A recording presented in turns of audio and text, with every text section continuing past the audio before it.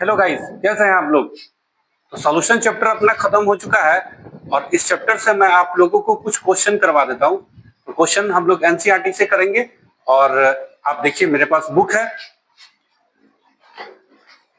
आप लोग भी मिलाइए। एनसीईआरटी की बुक है और इसमें थ्योरेटिकल क्वेश्चन तो ऑलमोस्ट हम लोगों ने किया ही है। मैं अभी न्यूमेरिकल आपको करवा देता हूँ।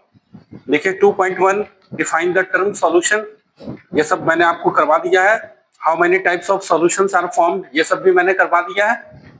क्वेश्चन नंबर 2 देखिए, ये भी आपका थ्योरेटिकल क्वेश्चन है। क्वेश्चन नंबर 3, ये भी आपको डिफाइन करना है मोल फ्रैक्शन, मोलालिटी, मोलैरिटी और मास परसेंट को। ये सब हम लोगों ने पीछे कर लिया है। अभी सिर्फ हम लोग न्यूमेरिकल करने जा रहे हैं। तो न्यूमेरिकल क्वेश्चन है आपका सबसे पहले 2.4। तो देखिए बच्चों 2.4 क्वेश्चन है आपका, concentrated nitric acid used in laboratory work is 68% nitric acid by mass. तो एक सॉल्यूशन आपका बन रहा है। देखिए बच्चे, एक सॉल्यूशन आपका बन रहा है, इसमें आपका नाइट्रिक एसिड HNO3, ये होता है बच्चों नाइट्रिक एसिड, ये आपका 68%। ठीक है, तो मान लीजिए कि ये आपका पूरे सॉल्यूशन 100 ग्राम का होगा और इसमें आपका नाइट्रिक एसिड 68 ग्राम होगा, मान लीजिए। ठीक है बच्चों, तो आपको आगे अब देखिए, what would be the molarity of such a sample of the acid if the density of the solution is। अब इस क्वेश्चन के लिए आपका डेंसिटी दिया हुआ है, आप डेंसिटी को नोट डाउन करिए। ये है 1.504 ग्राम पर ml। ठीक है बच्चों, तो पूरा सॉल्यूशन आपका 100 ग्राम का है, डेंसिटी आपको दिया हुआ है, तो आप यहां से वॉल्यूम निकाल सकते हैं। वॉल्यूम बराबर होता है बच्चों मास बाय डेंसिटी। मास आपने 100 ग्राम का लिया था और डेंसिटी आपका हो गया 1.504 ग्राम पर ml। ग्राम से ग्राम आपका कट जाएगा, ये ml में आ जाएगा आपका वॉल्यूम। ये आपका वॉल्यूम आ जाएगा 66.4 ml, 66.4 ml। ठीक है बच्चों, ये आप जब इसे सॉल्व कीजिएगा तो आपका इतना ही आएगा। अब आपका वॉल्यूम निकल चुका, अब आपको मोल्स चाहिए, तभी तो मोलारिटी निकालिएगा। तो चलिए आप सबसे पहले मोल्स के लिए मास आपको चाहिए, चलिए निकालते हैं। Mass of nitric acid HNO3, ये आपका 68 ग्राम हो गया। इसका आप निकालिए बच्चों मोलर मास। मोलर मास आपका हो गया, नाइट्रिक एसिड होता है HNO3, हाइड्रोजन का हो गया आपका 1, नाइट्रोजन का होता है जी 14 और ऑक्सीजन का हो गया आपका 16 इंटू 3, ये हो गया 16 इंटू 3। ये आप कर लीजिए 14 और 1 15 प्लस 16 3 जा 48, ये हो गया जी 63 ग्राम पर मोल। अब आप मोल्स भी निकाल सकते हैं इसका। मोल्स ऑफ नाइट्रिक एसिड ये होता है mass divided by molar mass. Mass हो गया 68 ग्राम, मोलर मास हो गया 63 ग्राम पर मोल। अब आप इसे सॉल्व कीजिए, इसे सॉल्व कीजिएगा, इसका वैल्यू आएगा 1.08। जब आप इसे सॉल्व कीजिएगा तो ग्राम से ग्राम कटेगा, मोल में आ जाएगा, ये हो गया जी मोल। ठीक है, अब मैं इधर लिखता हूं, यहां से आपको निकालना है जी मोलैरिटी। मोलैरिटी आप निकालिए। मोलैरिटी का फॉर्मूला होता है बच्चों moles of solute, moles of solute by volume of solution in litre. ठीक है बच्चों, वॉल्यूम लीटर में होना चाहिए। तो चलिए, ये तो आपका वॉल्यूम ml में है, तो आप क्या कीजिएगा कि 1000 से यहाँ मल्टीप्लाई कीजिएगा। मोल्स हम लोगों ने बच्चों निकाला है 1.08, यहाँ डाल दीजिए, और वॉल्यूम आपने निकाला था 66.4 ml में, तो इसे आप लीटर में चेंज करिए। जब आप इसे सॉल्व कीजिएगा तो इसका वैल्यू आएगा आपको 16.24। मोलैरिटी का यूनिट होता है बच्चों मोल पर लीटर। यही आपका आंसर। ये क्वेश्चन था आपका 2.4। ठीक है बच्चों, तो आप इसका स्क्रीनशॉट ले लीजिए और आप देख लीजिए। मैं एक बार फिर आपको समझा देता हूं। आपका क्वेश्चन कह रहा था कि एक सॉल्यूशन बन रहा है नाइट्रिक एसिड का, उसमें नाइट्रिक एसिड आपका 68% है, तो इस सॉल्यूशन का आपको मोलैरिटी निकालना है, जबकि डेंसिटी आपका 1.504 ग्राम पर ml है। तो वॉल्यूम सबसे पहले हम लोग निकालते हैं, क्योंकि मोलैरिटी के लिए हमको चाहिए होता है वॉल्यूम। वॉल्यूम का फॉर्मूला होता है मास बाय डेंसिटी। हमने मास मान लिया पूरे 100 ग्राम का, और डेंसिटी आपको क्वेश्चन में दिया हुआ है, यहाँ से आप निकालिए 66.4 ml। फिर मास दिया हुआ है HNO3 का, नाइट्रिक एसिड का 68 ग्राम हमने माना। मोलर मास हमको पता है, निकाल लिया हम लोग 63 मोल्स निकाल सकते हैं मास बाई मोलर मास। अब यहाँ से मोलरिटी डालिए, मोलरिटी का फॉर्मूला होता है moles of solute bye volume of solution. Litre में होना चाहिए, लीटर में चेंज करने के लिए 1000 से मल्टीप्लाई किया, सॉल्व किया, 16.24 मोल पर लीटर आपका मोलरिटी निकला। ये हो गया बच्चों 2.4। अब आप देखिए क्वेश्चन नंबर 2.5। इस क्वेश्चन में आपको कहा जा रहा है a solution of glucose in water is developed as 10% weight by weight. एक सॉल्यूशन बन रहा है, इस सॉल्यूशन में आपके ग्लूकोज मिले हुए, ग्लूकोज ये 10% वेट बाय वेट है, तो आप इसे 10 ग्राम ले लीजिए और रेस्ट आपका पानी होगा H2O। तो बच्चों ये 10% है, तो बाकी का 90% आपका वाटर होगा, 90 ग्राम आप ले लीजिए, ठीक है। अब what would be the molality and mole fraction of each component in the solution if the density of solution is 1.2, then what shall be the molarity of the solution। तो आपने सबसे पहले मोलालिटी निकालना है। तो मोलालिटी निकालने के लिए आपको ग्लूकोज का सॉल्यूट का मोल्स चाहिए होगा। तो चलिए हम लोग निकाल लेते हैं। सबसे पहले निकालिए मास ऑफ ग्लूकोज। ग्लूकोज का फॉर्मूला होता है C6H12O6। ये हो गया बच्चों 10 ग्राम। इसका मोलर मास भी आप निकालिए, मोलर मास ऑफ ग्लूकोज, तभी तो मोल्स निकालिएगा। मोल्स के लिए चाहिए मास और मोलर मास दोनों। तो कार्बन का एटॉमिक मास 12 इंटू 6, ये हो गया 72। मैं पूरे लिख देता हूं, 12 इंटू 6 प्लस हाइड्रोजन का 1 इंटू 12 प्लस ऑक्सीजन का एटॉमिक मास 16 इंटू 6। इन सबों को सॉल्व कीजिएगा तो आपका 180 ग्राम पर मोल आएगा। अब इसका आप मोल्स भी निकाल सकते हैं। मोल्स निकालने का आपके पास फॉर्मूला होता है मास हो गया 10 ग्राम और मोलर मास हो गया जी 180 ग्राम पर मोल। ग्राम से ग्राम कट गया बच्चों। अब इसको आप सॉल्व कीजिएगा तो इसका आएगा 0.0556 ये आ गया आपका मोल। अब आप मोलालिटी निकालिए। मोलालिटी का फॉर्मूला होता है बच्चों moles of solute bye weight of solvent in KG. तो हमने मोल्स यहाँ पे निकाला था 0.0556 divided by weight of solvent. Solvent तो आपका वाटर है, वेट हो गया इसका 90 और इसे आप केजी में चेंज कर लीजिए, ठीक है बच्चों। जब आप इसे सॉल्व कीजिएगा तो इसका वैल्यू आपका आएगा, एक मिनट में देख लेता हूँ, इसका आएगा आपको 0.618। इसका वैल्यू आएगा, सॉल्व कीजिएगा तो 0.618 मोल पर केजी। ये आ गया आपका एक आंसर। ये आपको पूछ रहा था, ये आपका एक आंसर आ गया। अब आपका आइए आगे पूछ रहा है आपसे कि मोल फ्रैक्शन और मोलारिटी दोनों चाहिए, तो इसके लिए आपको डेंसिटी भी चाहिए होगा। चलिए डेंसिटी आपका क्वेश्चन में दिया हुआ है। डेंसिटी आपका है 1.2 ग्राम पर ml। यहाँ से आप वॉल्यूम निकाल सकते हैं। वॉल्यूम का फॉर्मूला होता है mass by density. Mass total 100 ग्राम का हुआ और डेंसिटी हो गया 1.2 ग्राम पर ml। ग्राम से ग्राम कटेगा, ml आ जाएगा आपका।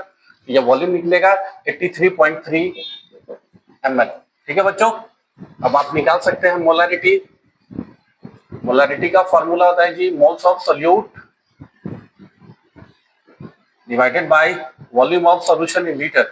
मोल्स ऑफ सॉल्यूट आप यहाँ निकाले थे, मोल्स ग्लूकोज का वही डालना है 0.0556 और वॉल्यूम आपने निकाला यहाँ पे 83.3। लीटर में चेंज करिए क्योंकि ये आपका ml में। अब आप इसे सॉल्व कीजिए तो इसका वैल्यू आएगा 0.667, ठीक है बच्चों। ये आ गया आपका मोल पर लीटर में। ये आंसर हो गया आपका। अब आपको निकालना है मोल फ्रैक्शन ऑफ ग्लूकोज। तो मोल फ्रैक्शन को निकालने के लिए आपको दोनों कंपोनेंट के मोल्स का वैल्यू चाहिए होगा। तो एक कंपोनेंट का मोल्स तो आपने यहाँ निकाल लिया है, दूसरा कंपोनेंट आपका वाटर है, वाटर का भी मोल्स चाहिए। तो चलिए निकालिए मोल्स ऑफ वाटर। यहाँ मोल्स को n से दिखाते हैं। मोल्स ऑफ वाटर ये होता है जी मास बाय मोलर मास। तो मास हो गया वाटर का 90 और वाटर का मोलर मास होता है हाइड्रोजन का 1 इंटू 2 प्लस ऑक्सीजन का 16 और 2 कितना हो गया जी 18 डाल दीजिए। इसको आप काटिए तो 5 टाइम्स कटेगा, 5 मोल। निकालिए mole fraction of glucose C6H12O6। तो ग्लूकोज के मोल्स को आप ऊपर में रखिए, ये मैंने आपको पहले बताया था 0.0556 divided by total moles of solution. Total moles हो गया एक ग्लूकोज का और एक वाटर का। जब आप इसे सॉल्व कीजिएगा इसका वैल्यू आएगा 0.011 और मोल फ्रैक्शन का बच्चों कोई यूनिट नहीं होता है, तो ये हो गया इसका आंसर। ठीक है बच्चों, ये था आपका क्वेश्चन नंबर 2.5। आप देख लीजिए, स्क्रीनशॉट ले लीजिए या फिर आप लिख भी सकते हैं इसको। तो बच्चों अगला क्वेश्चन है आपका 2.6। देखिए बच्चों 2.6 क्वेश्चन है आपका, how many ml of 0.1 m HCl are required to react completely with 1 gram mixture of Na2CO3 and NaHCO3 containing equimolar amounts of both। तो चलिए इसे भी हम लोग सॉल्व करते हैं। ये 1 ग्राम का मिक्सचर है Na2CO3 और NaHCO3 का। तो चलिए लेट मानते हैं, late the amount of Na2CO3 मान लेते हैं ये x ग्राम है आपका, ठीक है। तो अमाउंट ऑफ NaHCO3 कितना हो जाएगा, क्योंकि दोनों का मिक्सचर 1 ग्राम का है और एक का हमने x माना तो दूसरे का 1 माइनस x हो जाएगा, 1 माइनस x ग्राम। ठीक है बच्चों, अब आप दोनों का मोलर मास निकालिए। तो मोलर मास ऑफ Na2CO3 सबसे पहले निकालिए। Na2CO3 सोडियम का एटॉमिक मास 23, तो 23 इंटू 2 प्लस कार्बन का 12, ऑक्सीजन का 16 इंटू 3, ये टोटल हो जाएगा बच्चों 46 प्लस 12 प्लस 48। इसे सॉल्व करिए 106 मोलर मास हो गया ग्राम पर मोल में। अब आप इसका ग्राम पर मोल लिख लीजिए। अब इसका मोल्स भी आप निकाल सकते हैं। मोल्स ऑफ Na2CO3 क्या होता है बच्चों, मोल्स निकालने का formula mass by molar mass. तो इसका मास हमने माना था x और इसका मोलर मास हुआ जी 106। ठीक है, अब NaHCO3 का भी आप इसी प्रकार से मोल्स निकाल लीजिए। मास पता है इसका, मोलर मास चाहिए। चलिए निकालिए मोलर मास ऑफ NaHCO3।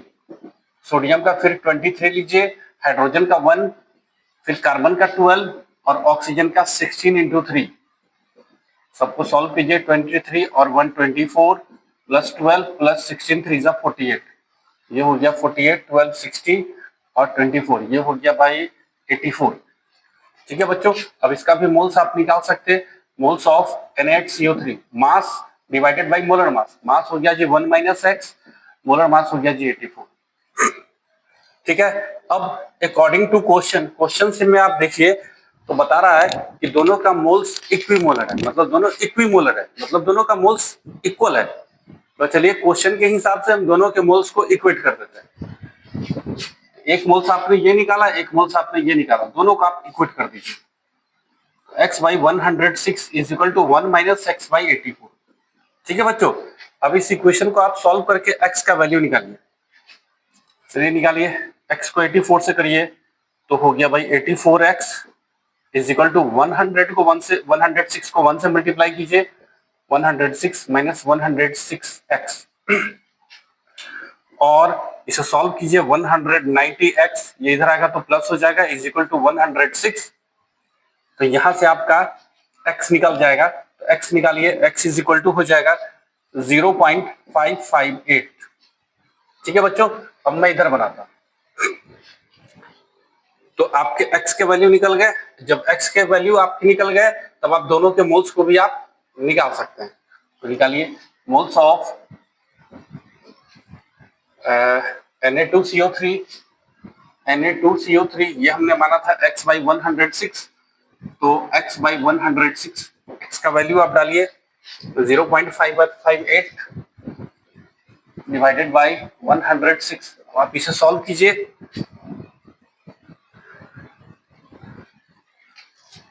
0.00526 ये आएगा मोल्स। ठीक है बच्चों, मोल्स, ये आपका निकल गया। इसी प्रकार से आप निकालिए moles of Na2CO3, 1 minus x by 84 है आपका, ये ना 1 माइनस एक्स बाई 84, तो 1 माइनस एक्स की जगह रखिए 0.558 बाई 84। जब इसे आप सॉल्व कीजिएगा इसका भी वैल्यू 0.00526 मोल्स ही आएगा, क्योंकि दोनों इक्विमोलर है।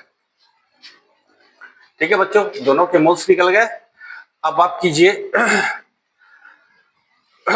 अब HCl से आप दोनों को रिएक्ट करवा दीजिए। चलिए लिखते हैं यहाँ पे, now HCl reacts with Na2CO3 and NaHCO3 as, दोनों का रिएक्शन करवाइए। तो सबसे पहले हम लोग करवाते हैं Na2CO3 के साथ, तो HCl प्लस Na2CO3 ये आप बनाइएगा, 2 मोल्स यहाँ पे लगाइए, तो Na और Cl मिलकर के बनाएगा जी 2NaCl, और साथ में आपका बनेगा H2O और प्लस CO2। ठीक है, अब एक बार आप NaHCO3 के साथ भी रिएक्शन करवाइए, तो चलिए HCl प्लस NaHCO3 ये हो जाएगा आपका Na और Cl NaCl प्लस H2O और प्लस CO2। ठीक है बच्चों, अब आप देखिए Na2CO3 के साथ HCl को रिएक्शन करने के लिए 2 मोल्स चाहिए था और NaHCO3 के साथ 1 मोल चाहिए था। ठीक है बच्चों, तो क्योंकि 2 मोल्स है तो अमाउंट ऑफ मोल्स 2 टाइम्स हो जाएगा रिक्वायर्ड आपका। चलिए यहाँ भी इस चीज को भी मेंशन करना है, here 2 moles of HCl reacts with 1 mole of Na2CO3, so amounts of mole required, क्योंकि 2 मोल चाहिए होगा तो जो आपने मोल्स निकाला उसको 2 से मल्टीप्लाई करना पड़ेगा, तो 2 इंटू 0.00526। ठीक है बच्चों, जब आप इसे सॉल्व कीजिएगा तो 0.01052 इसका वैल्यू आएगा, 52 ये इसका वैल्यू आएगा। अब इस रिएक्शन को आप चेक करिए, तो इस रिएक्शन में आप देखिए 1 मोल के साथ रिएक्शन कर रहा है, इसको भी आप लिख लीजिए। 1 mole of HCl reacts with 1 mole of NaHCO3, so amount of mole required, कितने मोल रिक्वायर्ड हुए, तो 1 ही मोल लग रहा है तो बस उतना ही आपको लिखना है, 0.00526। टोटल मोल्स कितने लग गए, टोटल मोल्स आप ऐड कर लीजिए। 1 मोल्स तो आपका ये लगा, 2 टाइम्स मल्टीप्लाई किया ये 0.01052 सॉरी, और प्लस ये वाला तो 0.00526। अब आप इसे सॉल्व कीजिए तो इसका वैल्यू आपका आएगा 0.01578। ठीक है बच्चों, 578 ये आपका वैल्यू आ गया। अब मैं इसे यहाँ पे रब करता हूँ, देखिए क्वेश्चन में 0.1 m HCl है बच्चों, तो चलिए अब यहाँ पे लिखते हैं, now 0.1 m HCl, 0.1 m HCl का मतलब हुआ 0.1 मोल ऑफ HCl, और मोलरिटी है तो 1 लीटर वाटर में मिला होगा। HCl means 0.1 moles of HCl is present in 1 liter of water, या 1000 ml आप लिख सकते हैं, ml of water है ना बच्चों, ml of water मैं यहाँ लिख देता हूँ water। तो आप इसको इक्वेट कर दीजिए इस इक्वेशन से, इस मोल्स से, तो सो दैट 0. वहां हम लोगों ने लिया था 0.0157 moles of HCl present in 1000 divided by 0.1 into 0.01578। अब आप इसे सॉल्व कीजिएगा, इसका वैल्यू आएगा 157.8 ml, और यही बच्चों आपका आंसर। ठीक है बच्चों, ये थोड़ा बड़ा क्वेश्चन था आपका, और बड़े कॉम्पिटिटिव लेवल के एग्जाम में ये क्वेश्चन पूछे हुए हैं, तो ये इस क्वेश्चन को आप थोड़ा अच्छे से देखिएगा, एक बार फिर से रिमाइंड करके वीडियो को इसे दोबारा देखिएगा। ठीक है बच्चों। अब आपका अगला क्वेश्चन है 2.7, इसे भी देखिए। ये क्वेश्चन है, a solution is obtained by mixing 300 gram of 25% solution and 400 gram of 40% solution by mass. Calculate the mass percentage of the resulting solution. तो देखिए बच्चों, बड़ा आसान क्वेश्चन है। 300 ग्राम का 25% सॉल्यूट कंटेन कर रहा है, मैं लिख देता हूँ 2.7। तो देखिए बच्चों, 300 ग्राम ऑफ 25% कंटेन सॉल्यूट, निकालिए 300 का 25%, 300 इंटू 25 बाई 100, यह आ गया जी बच्चों 75 ग्राम। फिर है आपका 400 का 40%, तो ये भी निकालिए 400 ग्राम ऑफ 40% कंटेन सॉल्यूट, कितना हो जाएगा भाई? 400 का 40% आप निकालिए, ये हो गया 160 ग्राम। तो बच्चों टोटल सॉल्यूट कितना हो गया आपका? तो टोटल सॉल्यूट आपका हो गया 75 प्लस 160, ये हो गया 235 ग्राम। ठीक है बच्चों। अब आगे देखिए, टोटल सॉल्वेंट कितना हुआ? टोटल सॉल्वेंट नहीं, टोटल सॉल्यूशन आपका हो गया 300 और 400 दोनों का ऐड कीजिए। 300 प्लस 400, ये हो गया बच्चों आपका 700 ग्राम का। तो मास परसेंट आपको निकालना है। मास परसेंट ऑफ सॉल्यूट कैसे निकालते हैं? Mass of the component by total mass into 100। जब इसे आप सॉल्व कीजिएगा तो 33.5% आएगा, ये आपका आंसर है। इसी प्रकार से मास परसेंट ऑफ सॉल्वेंट आप निकालिए। सॉल्वेंट के लिए 100 से आप सिंपल सा माइनस कर दीजिए,